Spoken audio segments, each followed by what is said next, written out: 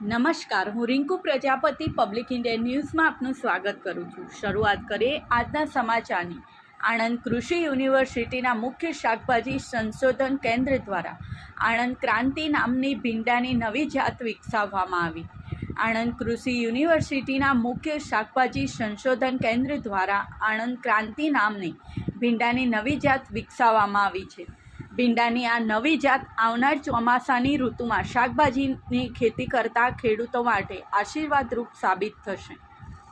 ભીંડા એ શાકભાજીનો ચોમાસું તેમજ ઉનાળુ ઋતુમાં થતો અગત્યનો પાક છે। ભીંડાની લીલી કુમળી શીંગોનો ઉપયોગ શાકભાજી તરીકે કરવામાં આવે છે। ભીંડામાંથી વિટામિન A, B અને C તથા પ્રોટીન અને રેસાઓ સારા પ્રમાણમાં મળી રહે છે। આ ઉપરાંત તેમાંથી લોહ અને આયોડિન જેવા તત્વો પણ મળતા હોય છે।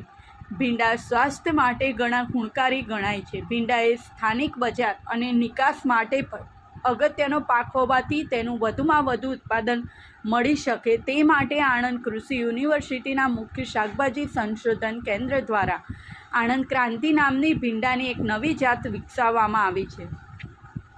ગુજરાતમાં આ જાતનું સરેરાશ ઉત્પાદન 1 હેક્ટર જમીનમાં 14,000 કિલોથી પણ વધુ ઉતારો મળે છે। ઓછી ઊંચાઈ ધરાવતા આ જાતના છોડમાં 2 ગાંઠો વચ્ચેનું અંતર ઓછું જોવા મળે છે। આ જાતની શીંગો ઘાટા લીલા રંગની, કૂણી, મધ્યમ લંબાઈની અને પાતળી ટોચ ધરાવતી હોય છે। આણંદ કૃષિ યુનિવર્સિટીના મુખ્ય શાકભાજી સંશોધન કેન્દ્ર દ્વારા વિકસાવવામાં આવેલ આણંદ ક્રાંતિ નામની જાત આવનાર ચોમાસાની ઋતુમાં શાકભાજીની ખેતી કરતા ખેડૂતો માટે આશીર્વાદરૂપ સાબિત થશે। આ સાથે આજના સમાચારને અહીં સમાપ્ત કરીએ છીએ।